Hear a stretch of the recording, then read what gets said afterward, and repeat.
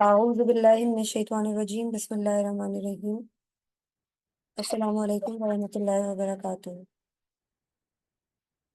رب اشرح لی صدری ویسر لی امری واحلل عقدۃ من لسانی یفقہوا قولی۔ اللہم صلی علی محمد وعلی آل محمد کما صلیت علی ابراہیم وعلی آل ابراہیم انک حمید مجید۔ اللہم بارک علی محمد وعلی آل محمد کما بارکت علی ابراہیم وعلی آل ابراہیم انک حمید مجید۔ اللہم انی اسألک علما نافعا ورزقا طیبا وعملا متقبلا۔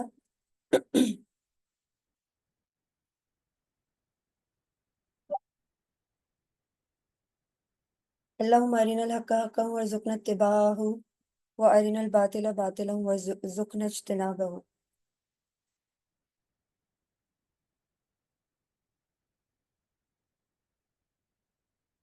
سورہ بقرہ کی ورس نمبر 138 ہے۔ صبغۃ اللہ ومن احسن من اللہ صبغۃ ونحن لہ عابدون۔ ہم نے تو اختیار کر دیا ہے اللہ کے رنگ کو، ہم نے تو اختیار کر لیا ہے اللہ کے رنگ کو، اور اللہ کے رنگ سے بہتر اور کس کا رنگ ہوگا، اور ہم تو بس اسی کی بندگی کرنے والے لوگ ہیں۔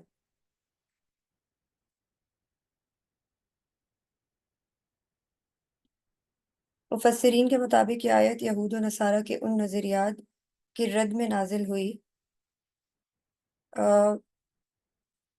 جو ان کے فخر کا ذریعہ بنتے تھے، یعنی بپٹزم کہتے ہیں، جن میں وہ اپنے دین کے غلبے اور بپتسمہ سمجھتے تھے۔ وہ کہتے تھے کہ بچہ اگر ان کے طریقے سے دھویا جائے یا بپتسمہ دیا جائے تو وہ پاک ہو جاتا ہے۔ اللہ تعالیٰ نے فرمایا اللہ کا رنگ اپناؤ، یعنی وہ ایمان و عمل والا رنگ جو قلب، عقل اور عمل کو بدل دے۔ یہ آیت نہ صرف عقیدے کی بنیاد بیان کرتی ہے بلکہ اسلام کی انفرادیت اور روحانیت شناخت کو بھی واضح کرتی ہے۔ اہل کتاب یہود و نصارہ جو ہے نا، وہ ان کا غسل اور یہ جو صبغہ ورڈ ہے بپتسمہ، نصارہ اور عیسائی جو ہیں وہ خاص طور پر بچوں کی پیدائش پر بپتسمہ دیتے تھے، جو کہ پانی کے ذریعے ایک علامتی غسل ہوتا ہے۔ ان کا عقیدہ ہے کہ اس عمل سے بچہ گناہوں سے پاک ہو جاتا ہے اور عیسائیت میں داخل ہو جاتا ہے، اور اسے ہی صبغہ کا نام دیا گیا تھا، یعنی خدا کے دین کا رنگ۔ ان کے ہاں یہ جسمانی پانی کا رنگ ہے، ایک ظاہری نشانی۔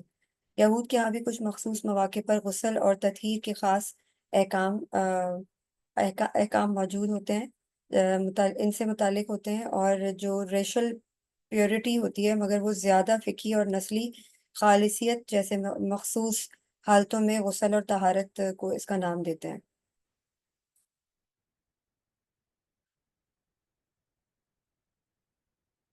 رازی رحم اللہ فرماتے ہیں کہ یہ تشبیہ ہے، یعنی جس طرح رنگ کپڑے کو بدل دیتا ہے، اسی طرح اللہ کا دین، ایمان اور اطاعت انسان کے باطن اور ظاہر کو بدل دیتی ہے۔ یہاں رنگ سے مراد دین اسلام ہے، جو انسان کو اللہ کی طرف جھکا دیتا ہے۔ اسی طرح یہود و نصارہ نے دینی علامات کو سطحی رسموں تک محدود کر دیا، جیسے پانی سے دھونا۔ اللہ تعالیٰ نے فرمایا کہ حقیقی صفائی اور روحانی تبدیلی اللہ کے دین سے ہوتی ہے، نہ کہ ظاہری پانی کے چھڑکاؤ سے۔ اسی طرح یہاں عقیدے اور عمل کی یکجانی بیان کی گئی ہے، یعنی ایمان صرف عقیدے میں محدود نہیں ہے بلکہ عبادت کے عملی مظاہر بھی اس میں شامل ہیں۔ اسلام انسان کی پوری شخصیت پر ایک رنگ چڑھا دیتا ہے، یہ صرف عقیدہ نہیں ہوتا بلکہ ایک مکمل روحانی، اخلاقی، سماجی اور شعوری نظام ہے جو انسان کی سوچ، احساس اور طرز عمل کو اللہ کے رنگ میں رنگ دیتا ہے۔ یہ آیت اسلامی تشخص کی دعوت ہے۔ سید قطب کے مطابق آج کا مسلمان اگر چاہتا ہے کہ دنیا میں نمایاں ہو تو وہ مغرب یا مشرق کے رنگ کو نہ اپنائے بلکہ اللہ کے رنگ کو اپنائے، جو تقوی، عدل، اخلاص اور عبودیت کا رنگ ہے۔ اور اس بات پہ بھی آیت زور دیتی ہے کہ اسلام ایک ثقافت و تہذیب ہے جو اللہ سے جڑی ہوئی ہے۔ آج کے مسلمان کو اس رنگ کی طرف پلٹنے کی ضرورت ہے، بجائے اس کے کہ جو ثقافت اور تہذیب ہمارے معاشرے نے ڈیولپ کی ہے اسی کے رنگ میں ہم رنگ چکے ہیں انفارچونیٹلی۔ قرآن شریف کی ایک سورہ انعام کی آیت میں اللہ تعالیٰ فرماتے ہیں اللہ جسے ہدایت دینا چاہتا ہے اس کا سینہ اسلام کے لیے کھول دیتا ہے، یہی وہ رنگ ہے جو دلوں کو روشن کرتا ہے۔ اسی طرح ان کے چہروں پر سجدے کا اثر ہوتا ہے۔ اللہ کا رنگ انسان کے ظاہری چہرے اور باطنی وجود پر ظاہر ہو جاتا ہے۔ ایک حدیث میں آتا ہے کہ دل کو اللہ کے دین سے رنگنے کا ذکر جو پورے وجود کو صالح بنا دیتا ہے، یہی اللہ کا رنگ ہے کہ سب کچھ اللہ کے لیے ہو۔ حضرت عمر فاروق رضی اللہ تعالیٰ عنہ سے مروی ایک ان کا واقعہ، ان کا پورا وجود، کردار اور سوچ بدل گئی۔ یہ اللہ کے رنگ کی علامت تھی۔ حضرت بلال رضی اللہ تعالیٰ عنہ کے بارے میں اگر کہا جائے تو ظاہری طور پر کمزور غلام، لیکن ایمان کی صبغہ نے انہیں روحانی طور پر بلند کر دیا۔ اسی طرح نبی صلی اللہ علیہ وسلم پر سختی ہوئی، لیکن وہ اللہ کے رنگ میں رنگے ہوئے تھے۔ صبر، معافی اور دعا، یہ سب اسی رنگ کے اثرات تھے۔ اگر ہم آج کے مسلمانوں کی بات کریں تو کون لوگ جو آج اللہ کی مدد پا رہے ہیں مسلمان، وہ فلسطین ہیں، غزہ کے کشمیری مسلمان ہیں۔ اسی طرح دنیا میں جن جن لوگوں پر ظلم ہو رہے ہیں، بیسکلی ہم اگر ہم پاکستان کی بات کریں تو پاکستان کے اندر ہم نے جو رنگ اپنے اوپر مذہب کا چڑھایا ہوا ہے وہ ہم سب جانتے ہیں۔ جو معاشرتی اور فکری سطح پر دین کے رنگ کو پھیلا رہے ہیں، وہی مسلمان اللہ کی انہی مسلمانوں کو اللہ کی مدد ملتی ہے، اور چاہے وہ اسکول، سوشل میڈیا یا دعوتی محاذ پر ہوں، انہیں اللہ کی نصرت نظر آ جاتی ہے۔ جہاں نماز، روزہ، تلاوت، توبہ، تزکیہ، اخلاص ہے، وہ روحانی مدد پاتے ہیں۔ اور اگر ہم دیکھیں کیا ہم نے واقعی اللہ کا رنگ اپنایا ہوا ہے، اس کے لیے اگر ہم اپنی تہذیب، کلچر، فیشن یا آئیڈیالوجی کا موازنہ کریں تو ہماری آئیڈیالوجی، تہذیب، ثقافت، کلچر، فیشن سب کچھ بدل چکا ہے ہمارا۔ ہم مغربی تہذیب میں رچ بس چکے ہیں۔ ہمارے بچوں کو کون سا رنگ دیا جا رہا ہے یہ بھی ہم سب کو معلوم ہے، اسلام کا یا پھر مغرب کا۔ تو یہ ساری چیزیں جو ہے نا، یہ بڑی ضروری ہیں سوچنا کہ کیا واقعی ہم اللہ کے رنگ میں رنگنے کے لیے جد و جہد کرتے ہیں، یا بس ہم جس طرف ہوا چل رہی ہوتی ہے اسی طرف ہم اپنا رنگ بھی اسی رنگ میں ہم رنگنے کی کوشش کرتے ہیں۔ اسلام میں صبغت اللہ یعنی اللہ کا رنگ جسمانی غسل یا ظاہری رسم کا نام نہیں ہے، بلکہ ایمان، تقوی، اطاعت، محبت الہی اور عملی بندگی کا نام ہے۔ یعنی ہم جب اسلام میں پورے کے پورے داخل ہو جاتے ہیں، ہماری نیت، ہماری آئیڈیالوجی، ہمارا کلچر، ہماری تہذیب، ہمارا فیشن، ہمارا پہننا اوڑھنا، ہمارا کھانا پینا، ہمارا بات چیت کرنے کا طریقہ، ہماری پرسنالٹی، ہمارا کیریکٹر ہی ہمیں اللہ کے رنگ کے اندر ڈھالتا ہے۔ اگر ہم کوشش میں لگے رہتے ہیں کہ ہم نے خود کو اللہ کے رنگ میں ڈھالنا ہے اور اپنی زندگی کو توحید اور ایمان کا مسکن بنانا ہے۔ صرف ایک اللہ کی بندگی، اتباع محمد صلی اللہ علیہ وسلم کا رنگ جو ہے اور سنت کی پیروی ہی ہمیں اللہ کے رنگ میں ڈھال سکتی ہے، جس کے ذریعے ہم عدل، احسان، صبر، شکر، حلم اور یہ سارے چیزیں جو ہم سیکھ سکتے ہیں۔ اسی طرح نماز، روزہ، ذکر، دعا، قرآن کی تلاوت، یہ سب چیزیں اس کے اندر شامل ہوتی ہیں۔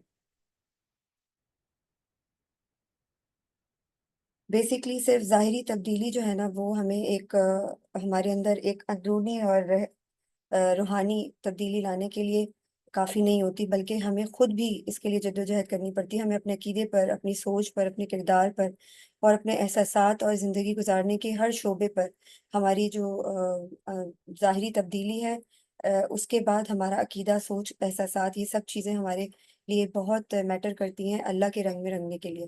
اور اگر ہم شیلو ہو کر سوچتے ہیں ہر چیزوں کے بارے میں، اور ہم یوزلی یہی کرتے ہیں کہ ہم کہتے ہیں نماز پڑھ لی، ہم نے روزہ رکھ لیا، بس ٹھیک ہے۔ اب کیا نماز ہمارے دل پر اثر کرتی ہے؟ روحانی طور پر اگر دیکھا جائے تو نماز ایک میڈیٹیشن ہے۔ کیا ہم روحانیت کے اس درجے پر فائز ہو چکے ہیں؟ نہیں، ابھی تک ہمیں نہیں پتا۔ ہم نماز پڑھتے ہیں اور ہمیں پتہ بھی نہیں چلتا، پیسے ہو کر نماز پڑھ رہے ہوتے ہیں، مائنڈ فل ہو کر کبھی بھی نماز نہیں پڑھتے، کوشش بھی کریں تو نہیں پڑھتے۔ دنیا کے اتنے معاملات ہوتے ہیں جو ہمارے دماغوں میں چلتے رہتے ہیں، اور ہم جو ہے وہ سمجھتے ہیں ہم نے بس 5 وقت کی نماز پڑھ لی، ہمارا فرض ادا ہو گیا۔ ایسا نہیں ہے۔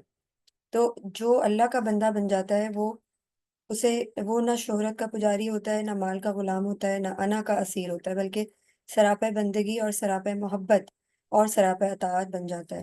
یہ رنگ انسان کو دنیا کی ہر رنگینی اور ہر جھوٹے نظام سے جدا کر دیتی ہے۔ جب انسان اللہ کے رنگ میں رنگا جاتا ہے تو وہ مغربی یا مشرقی کسی بھی تہذیب یا فکری نظام کے اثر سے آزاد ہو جاتا ہے۔ اس کی سوچ قرآن سے اور اس کی اخلاقیات سنت سے ہوتی ہیں، اور اس کی شناخت اللہ کی بندگی سے بنتی ہے۔ وہ انسان اب کسی قوم پر فخر نہیں کرتا، کسی نسل، زبان، رنگ یا ذات کو برتری کی بنیاد نہیں بناتا، بلکہ صرف جو ہے نا وہ اللہ تعالیٰ کے دین کے معیار کو مانتا ہے اور اسی کے اوپر چلنے کی کوشش کرتا ہے، اور وہی اس کے یوٹینسل، اس کا یوٹینسل ہوتا ہے، اس کا جو اس کی جو آئیڈیالوجی ہے وہ وہی ہوتی ہے جو اللہ تعالیٰ کے احکامات کے اکارڈنگ اس کی زندگی گزارنے میں اس کی مدد کرتی ہے۔ یہ وہی رنگ ہے جس میں انبیاء کرام رنگے گئے تھے، صحابہ کرام نے بھی اسی رنگ سے دنیا کو بدل دیا، اور آج بھی جو اس رنگ کو اختیار کرتا ہے وہ اندرونی سکون، اخلاقی عظمت، روحانی بلندی اور اللہ کی نصرت کا حقدار بن جاتا ہے۔ تو بیسکلی کیا ہے کہ اسلام جو ہے نا، وہ اسلام کے اندر ہمارا اسلام ہے، اگر ہم آدھا اسلام یا پونا اسلام فالو کر رہے ہیں نا، تو وہ پورا اسلام نہیں ہے۔ یہ سوچنا بہت ضروری ہے۔ سورہ مائدہ کی آیت میں اللہ تعالیٰ فرماتے ہیں، آج میں نے تمہارے لیے تمہارا دین مکمل کر دیا اور تم پر اپنی نعمت پوری کر دی اور تمہارے لیے اسلام کو بطور دین پسند فرمایا۔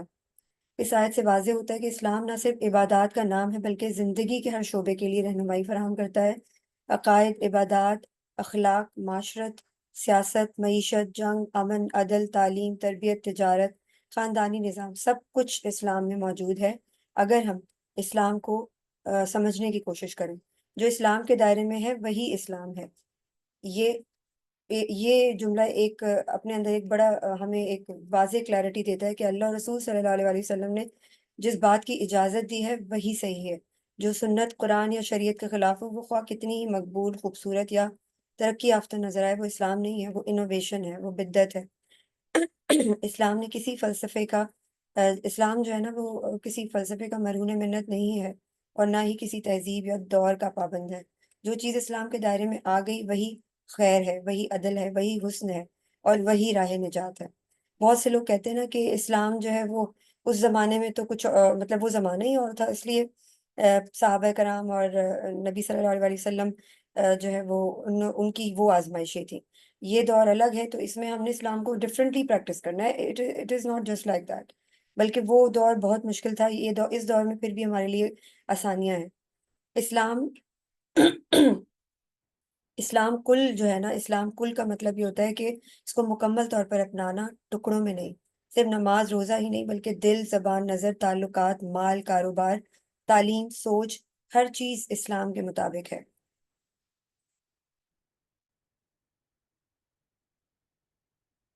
اب وہ یہی ہوتا ہے کہ ہم کہتے ہیں کہ ہمیں جو پسند ہے ہم اس کو اڈاپٹ کر لیں، اور جو ہم سے نہیں ہو رہا وہ ہم چھوڑ دیں۔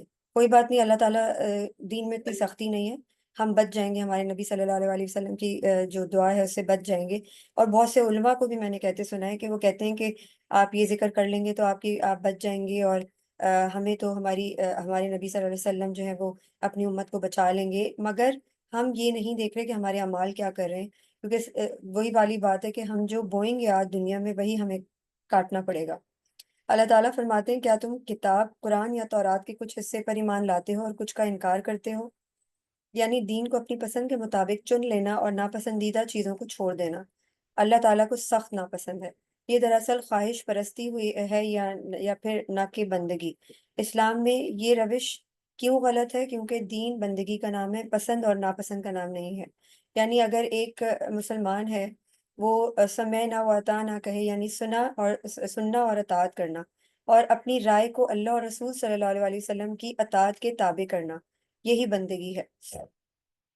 اور نہ کہ جب یہ نظر آ رہا ہو کہ میرا فائدہ ہے تو میں دین پہ فالو کر لیتا ہوں، جب یہ مشکل ہے تو چلو دنیا کو بھی، ظاہر اللہ تعالیٰ نے کہا ہے دین اور دنیا دونوں کو لے کے چلنا ہے، تو میں دوہرے معیار پر جو ہے وہ چل پڑوں تو اللہ تعالیٰ سے ناراض ہوتا ہے۔ یہی روش بنی اسرائیل میں تھی، اور وہ اللہ کے غضب کا شکار اسی لیے بنے۔ وہ بھی اپنے علماء کے اقوال کو دین کی جگہ رکھتے، اللہ کے احکام کو بدلتے اور خود ساختہ آسانیاں ڈھونڈنے کی کوشش کرتے تھے۔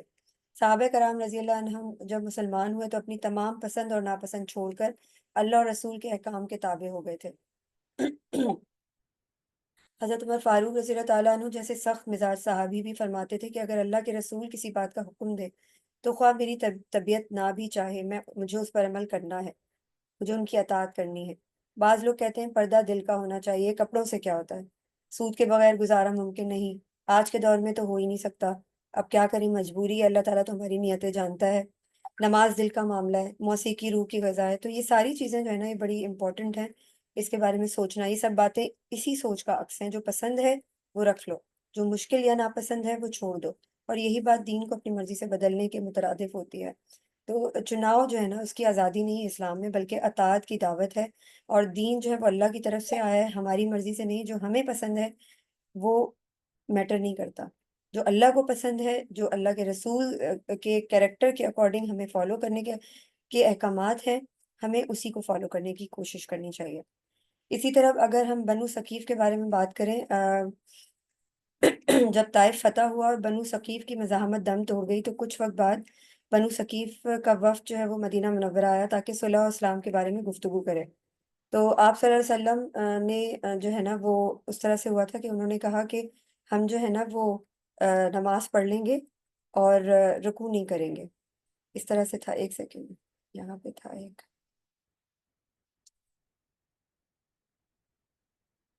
ہاں انہوں نے کہا تھا کہ نماز میں جو ہے رکوع ہے نا وہ ہم نہیں کریں گے۔ تو ہمارے نبی صلی اللہ علیہ وسلم نے فرمایا کہ اگر رکوع نہیں کریں گے تو یہ وہی رویہ ہے جیسے قرآن نے جزوی ایمان یا خواہش پرستی کا کہا ہے، اور نبی کریم صلی اللہ علیہ وسلم کی سیرت نے اس رویے کو واضح طور پر باطل قرار دے دیا کہ یہ جو ہے نا یہ رکوع جو ہے نماز کا فرض ہے، اس کے بغیر نماز باطل ہے۔ تو نماز ویسے پڑھو جیسے مجھے نماز پڑھتے دیکھا ہے، یعنی اگر نبی نے رکوع کیا تو رکوع چھوڑ دینا، دراصل نبی کے طریقے کو مسترد کر دینا ہے، جو بدعت یا انوویشن ہے اور گمراہی میں شمار ہوگا۔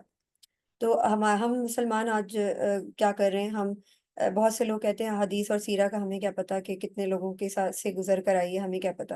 بس قرآن کی جو آیت ہمیں واضح کر رہی ہے، ہمیں نہیں پتہ اس کا بیک گراؤنڈ کیا ہے، ہمیں جاننا بھی نہیں ہے، کیونکہ پتہ نہیں یہ صحیح ہے یا نہیں ہے۔ تو ہم اسلام کے وہ حصے لے لیں جو ہمیں آسان لگے اور مشکل کو چھوڑ دیں۔ دراصل یہ دین نہیں، فیشن ہے اور بدعت ہے، اور اپنی ذاتی سہولت کا نام ہے۔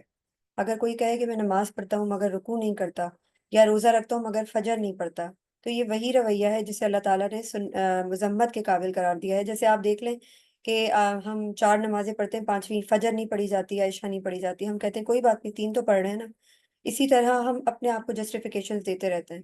تو یہ بڑی ضروری چیز ہے کہ اسلام میں یا تو چھوڑ دو یا پورے کے پورے داخل ہو جاؤ، یہ والا حال ہے۔ اسلام مکمل اطاعت کا نام ہے، کمپلیٹ۔ اس میں کوئی آپشن نہیں ہے کہ آپ نے 4 میں سے 4 آپشن چوز کر لیں، ایک آپ چھوڑ دیں تو اللہ تعالیٰ جو ہے آپ کو معاف کر دیں گے، ایسا نہیں ہے۔ آپ کے پاس کوئی آپشن نہیں ہے، جو اللہ تعالیٰ کا احکام ہے اس سے آگے آپ کے پاس کوئی چوائس ہے نہ آپشن ہے۔ ہمارے نبی صلی اللہ علیہ وسلم نے فرمایا، اے لوگو آپس میں سلام کو عام کرو، کھانا کھلاؤ، رشتہ داروں کے ساتھ تعلق جوڑو، اور رات کے وقت جب لوگ سو رہے ہوں تو نماز پڑھو، تم جنت میں سلامتی کے ساتھ داخل ہو جاؤ گے۔ اب اگر ہم ان چیزوں کا موازنہ کریں تو سلام سے اسلام اور ایمان سٹارٹ ہوتا ہے، یعنی آپ کو کہا گیا ہے کہ دلوں میں محبت ہونی چاہیے، بھائی چارہ اور تعلق بڑھانا اللہ کو پسند ہے۔ حسد، کینہ، بغض جو ہے وہ اس کو ختم کرنا چاہیے، اور اس سے بچنے کی کوشش کرنی چاہیے۔ سخاوت اور معاشرتی ہمدردی کی بنیاد جو ہے وہ بہت ضروری ہے۔ کھانا کھلانا، غربا، مساکین اور مہمان نوازی کی تلقین کرنا، صلہ رحمی دین کا بہت بڑا عمل ہے۔ قطع تعلقی سے بچنے کا حکم دیا گیا ہے۔ دلوں کا نور، بندگی کا اظہار، رب سے قرب کی راہ، روحانیت اور خلوص پیدا کرتا ہے۔ اسی طرح جو جنت میں سلامتی کے ساتھ داخلے کے انعام کی بات کی گئی ہے، اللہ تعالیٰ ایسے لوگوں کو جنت میں عزت، امن اور سلامتی کے ساتھ داخل کرے گا۔ یہ حدیث ہمیں بتاتی ہے کہ اسلام صرف عبادت نہیں بلکہ کمپلیٹ طرز زندگی کا نام ہے، یعنی ہماری زندگی پوری کی پوری عبادت ہے۔ ہمارا بات کرنے کا طریقہ، ہمیں اللہ تعالیٰ نے ہمارے نبی صلی اللہ علیہ وسلم کا اسوہ یعنی کیریکٹر کمپلیٹلی دکھا دیا ہے۔ وہ چلتا پھرتا قرآن ان کو نمونہ بنا دیا کہ ہم جو ہے وہ ان چیزوں سے سیکھ سکیں، قرآن کو سیکھ کر اپنے نبی کا کردار جو ہے وہ اس کے بارے میں پڑھ سکیں، جان سکیں اور سیکھنے کی کوشش کر سکیں۔ اسی طرح نسلیں سنورتی ہیں یا بگڑتی ہیں۔ قرآن پاک میں سورہ احزاب میں اللہ تعالیٰ فرماتے ہیں، بے شک رسول اللہ صلی اللہ علیہ وسلم کی ذات تمہارے لیے بہترین نمونہ ہے، یقیناً آپ صلی اللہ علیہ وسلم عظیم اخلاق پر فائز ہیں۔ حضرت عائشہ رضی اللہ تعالیٰ عنہ فرماتی ہیں، آپ کا اخلاق قرآن ہی تھا۔ نبی کا رنگ، اللہ کا رنگ کیسا تھا؟ صبغت اللہ، اللہ کے رنگ کا مقصد کیا ہے؟ یہ سب ابھی ہم لوگوں نے ڈسکس کیا کہ اگر کوئی اللہ کے رنگ میں رنگنا چاہتا ہے تو اسے نبی کے رنگ میں رنگنا ہوگا۔ اس لیے ہر مسلمان کے لیے لازم ہے کہ नबी सल्लल्लाहु अलैहि वसल्लम की सीरत को जाने और उसको पहचान कर अपने कैरेक्टर में उसके अकॉर्डिंग जो है चेंजेस लाने की कोशिश करे। इसी तरह अगर ख़वातीन अल्लाह के रंग में रंगना चाहती हैं तो इनके लिए हज़रत आयशा रज़ी अल्लाह ताला अन्हा, हज़रत फ़ातिमा रज़ी अल्लाह ताला अन्हा और दीगर उम्महातुल मोमिनीन और सहाबियाज़ की सीरा और किरदार सबसे बेहतरीन नमूना है। उन ख़वातीन ने जो अल्लाह के रंग में रंगा, वो उनकी ज़िंदगियों में दीन, अख़लाक, इबादत, सब्र, कुर्बानी, इल्म और माशरती किरदार में ज़ाहिर हुआ। उनका हर अमल और किरदार नबी की तालीमात का आईनादार था। हज़रत आयशा रज़ियल्लाहु ताला अन्हो के बारे में अगर बात की जाए तो इल्म, हिकमत और वफ़ा की मिसाल थी और उनका किरदार इल्म, शुजाअत, तदब्बुर और अखलाक की एक मुकम्मल तस्वीर था। उनकी ज़िंदगी के चंद नुमायाँ पहलू इल्म का ख़ज़ाना हज़रत आयशा रज़ियल्लाहु ताला अन्हा ने कई हदीसें रवायत की और इस्लामी फ़िक़्ह में भी बेशुमार अहम मसाइल पर उनकी गहरी नज़र थी। इसी तरह नबी अकरम सल्लल्लाहु अलैहि वसल्लम से इल्म हासिल करने के साथ-साथ हज़रत आयशा ने अपनी ज़िंदगी को कुरान और सुन्नत के मुताबिक ढाला। जब हज़रत आयशा रज़ियल्लाहु ताला अन्हा पर उफ़्फ़ का वाक़या पेश आया तो उन्होंने अल्लाह की रज़ा पर सब्र दिखाया और अल्लाह ने उन्हें बेशुमार बरकतों से नवाज़ा। इल्म में सबसे आगे, अख़लाक में बेमिसाल, नबी सल्लल्लाहु अलैहि वसल्लम की वफ़ादार बीवी, अल्लाह की रज़ा की तलब में ज़िंदगी गुज़ारने वाली।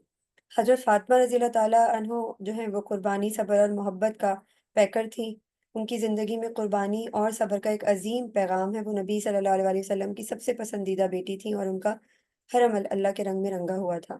हज़रत फ़ातिमा ने हमेशा अल्लाह की रज़ा और नबी करीम सल्लल्लाहु अलैहि वसल्लम की खुशनुदी को अपनी ज़िंदगी का मकसद बना लिया।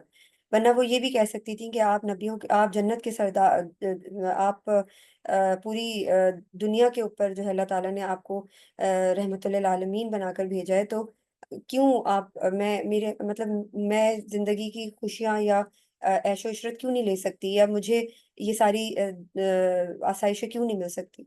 लेकिन उन्होंने अपने फादर हज़रत मोहम्मद सल्लल्लाहु अलैहि वसल्लम की उसवा के ऊपर चलते हुए, उनकी सुन्नत के ऊपर चलते हुए, उनकी हर बात को फर्माबरदारी के साथ उनकी अताअत की और जो उन्होंने अल्लाह ताला की तरफ से पैगामात पहुँचाए, सबसे पहले उनकी उम्महातुल मोमिनीन और उनके बच्चों ने फ़ातिमा रज़ियल्लाहु ताला अन्हा बीइंग अ डॉटर उन्होंने दुनिया को एक किरदार दिखाया, अपने किरदार को निभा कर दिखाया। तो बेसिकली वो ख़वातीन जो हैं वो लीडरशिप में थीं। अगर सहाबियाज़ की बात की जाए, नुसैबा रज़ी अल्लाह ताला अन्हा हो गईं और बहुत सारी सहाबियात हैं जो जंगों में बहादुरी से लड़ी, जिन्होंने अपने 4-4 बेटे मैदान जंग में जो है वो खुल्लम-खुल्ला शहादत के लिए पेश किए। खंसा रज़ी अल्लाह ताला अन्हा जो जब उसमें दायरा इस्लाम में नहीं थी, तब भी वो बहुत ज़्यादा मतलब अपने उस दीन पर मुशरिक वाले दीन पर बहुत रिजिडिटी के साथ डटी रहीं और जब वो दायरा इस्लाम में दाखिल हुईं, तो उन्होंने उसी तरह, उसी तरीके से उस इस्लाम को फ़ॉलो करते हुए दुनिया को ये एग्ज़ाम्पल पेश की कि स्ट्रॉन्ग किरदार क्या होता है, रेज़िलियंस क्या होती है। तो ये औरतों की जो लीडरशिप है, ये बड़ी ज़रूरी है।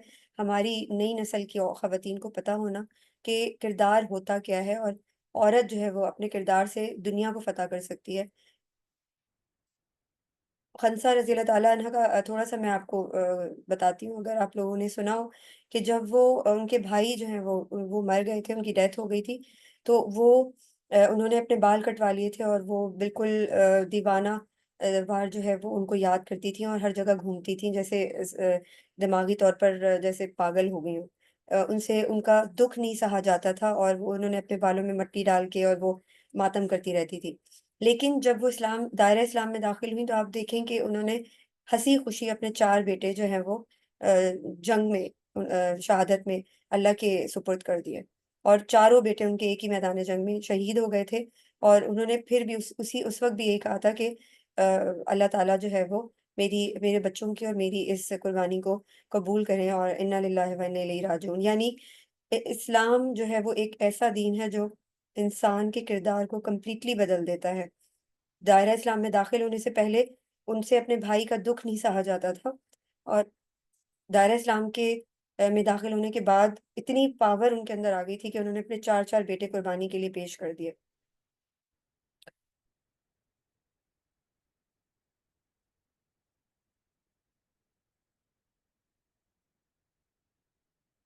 اگر ہم چاہتے ہیں کہ دنیا میں ہم کیسے پہچانے جائیں تو ہمارا دین اپنے دین کے اوپر مضبوطی سے قائم رہنا بہت ضروری ہے، اور اس کے لیے ہم جب تک اپنے اوپر اللہ کا رنگ نہیں چڑھائیں گے، جب تک ہمارا ایمان مضبوط نہیں ہو سکتا۔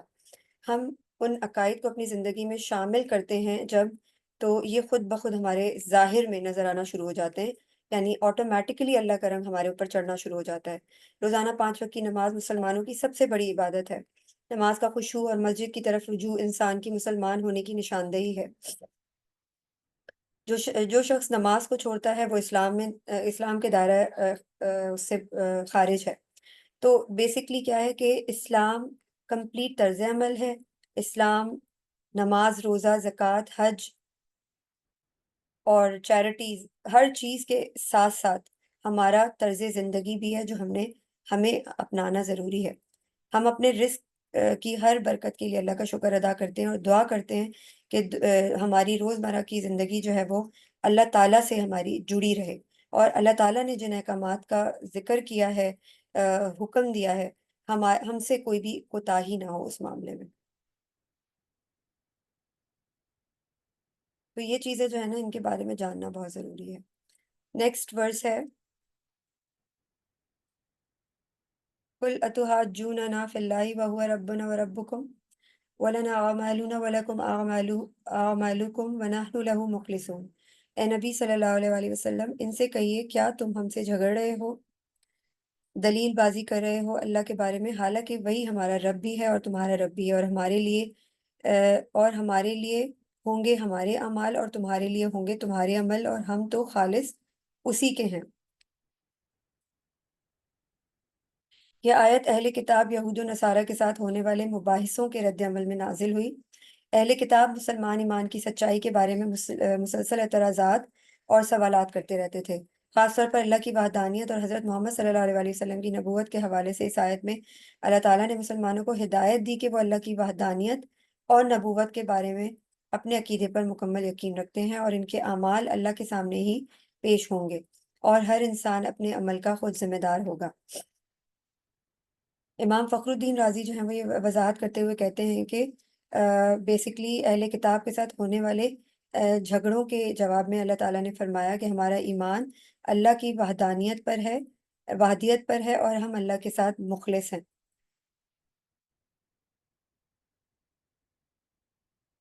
حاجہ جو اس آیت میں ایک ورڈ ہے حاجوننا، حاجہ اس بات کو ظاہر کرتا ہے کہ اہل کتاب اپنے غلط عقیدوں کی بنیاد پر جھگڑتے ہیں۔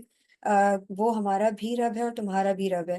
اس بات کی وضاحت کرتے ہوئے رازی کہتے ہیں کہ اللہ تعالیٰ تمام انسانوں کا رب ہے اور کوئی بھی اس کے ساتھ شریک نہیں ہو سکتا۔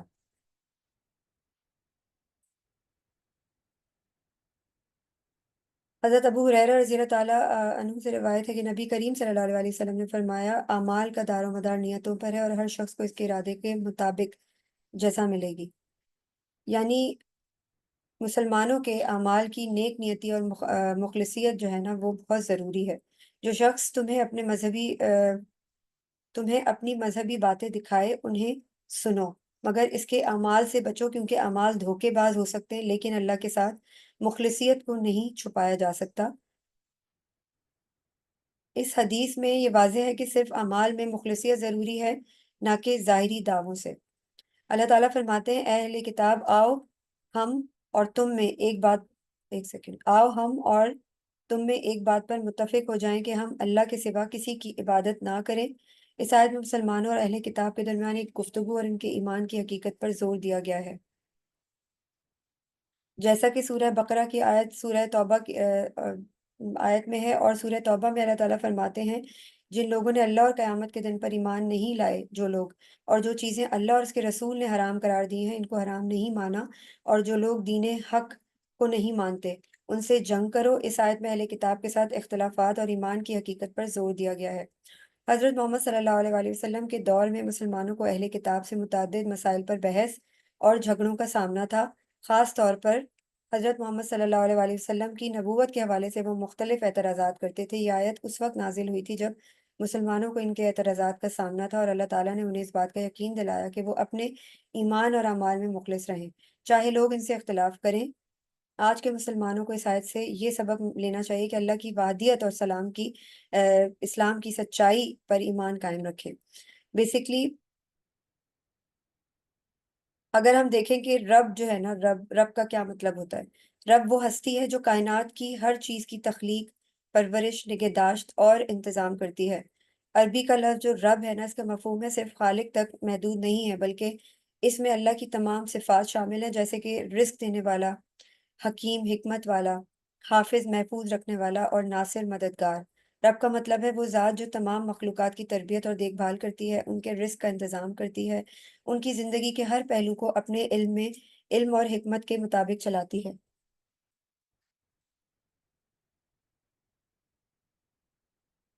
اسلام میں اللہ تعالیٰ کو رب کہا جاتا ہے، جو تمام کائنات کا خالق، پالنے والا اور اس کا انتظام کرنے والا ہے۔ اللہ کا ربوبیت کا مفہوم یہ ہے کہ وہ تمام مخلوقات کی زندگی کی ضروریات پوری کرتا ہے، ان کو ہدایات دیتا ہے اور ان کی حفاظت کرتا ہے اور ان کے معاملات میں کامل اختیار رکھتا ہے۔ تو اللہ کا رب ہونا، اس بات کو ہمارے لیے بڑا امپورٹنٹ ہے کہ ہم نے رب کا مطلب کیا جانا ہے۔ ہم اللہ کے سلیو ہیں، ہم اللہ کے غلام ہیں اور عبد ہیں، یعنی ہم نے ہر وہ کام کرنا ہے جو ہمارا مالک ہم سے کہتا ہے، ہم نے اس کی اطاعت کرنی ہے، اور اللہ ہی کی مشیت کے بغیر کوئی بھی چیز نہ پیدا ہو سکتی ہے، نہ اس کا رزق پورا ہو سکتا ہے اور نہ ہی اس کی تقدیر بدل سکتی ہے۔ اس کے علاوہ اللہ کا رب ہونا یہ بھی بتاتا ہے کہ ہم سب اس کی مخلوق ہے اور ہمیں اس کے سامنے عاجزی اور انکساری کے ساتھ زندگی گزارنی چاہیے۔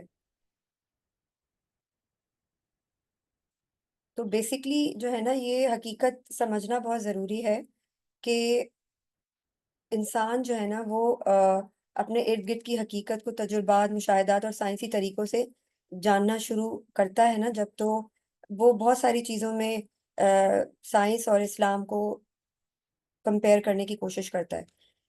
تو اب جا کر اب دیکھیں کہ سائنس ترقی کرنے کے بعد 1400 سال پہلے والی باتوں کو جو ہے وہ ڈسکس کر رہی ہے اور ایویڈنسز پرووائڈ کر رہی ہے۔ تو اب ہم جو ہے، ہمیں لگتا ہے کہ ہاں یہ بھی ہے، اللہ تعالیٰ نے تو یہ بھی فرمایا ہے، یہ ساری چیزیں۔ لیکن وہی بات ہے کہ ہمیں ایک انڈرسٹینڈنگ ہونی چاہیے کہ ہمارا رب کون ہے، اور ہم اپنے رب کی غلامی میں، کیا اس کی اطاعت کرنے میں 100% کامیاب ہیں یا نہیں ہیں، اور اگر نہیں ہے تو کیوں نہیں ہے، اس کی کیا ریزن ہے، اس کے اوپر ہم کیسے عمل کر سکتے ہیں اور اس کو کیسے ٹھیک کرنے کی کوشش کر سکتے ہیں۔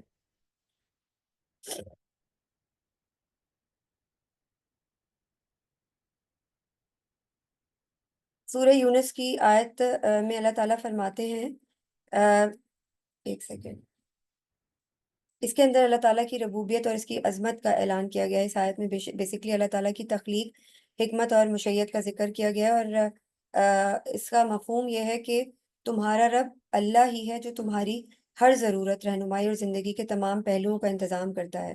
اس کا مقصد لوگوں کو اللہ کی حاکمیت، طاقت اور ربوبیت کا یقین دلانا ہے۔ اللہ نے زمین اور آسمان کی تخلیق 6 دنوں میں کی اور پھر عرش پر اس کی حکمرانی قائم ہوئی۔ تو یہ آیت جو ہے نا، اسلامی عقیدے میں اعلان برات کی ایک اہم علامت ہے۔ اعلان برات کا کیا مطلب ہے؟ کہ اللہ تعالیٰ خود کو تمام دوسرے معبودوں اور خداؤں سے جدا اور ممتاز کرتا ہے۔ اس آیت میں اللہ کا رب ہونا اس بات کا اعلان ہے کہ اللہ کے سوا کوئی اور معبود نہیں، اور اس کی مرضی کے بغیر کائنات کا کوئی بھی عمل ممکن نہیں ہے۔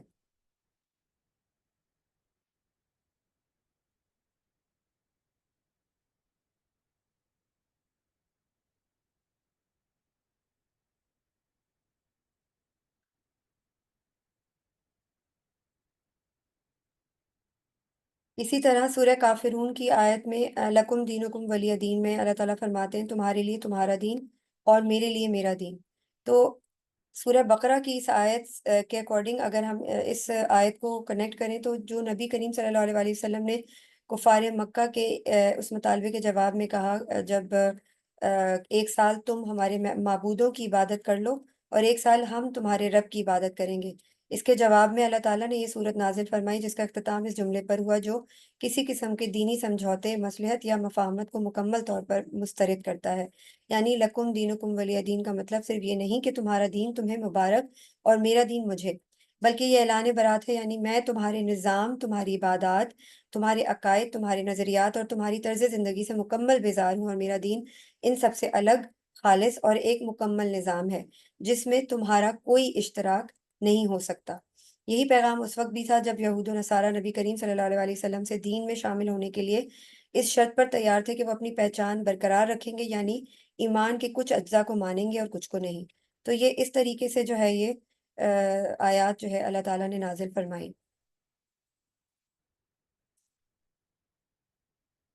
اچھا، اس میں ایک اور بھی پہلو ہے کہ اللہ کی غلامی کو اگر ہم قرآن مجید کی روشنی میں سمجھنے کی کوشش کریں نا،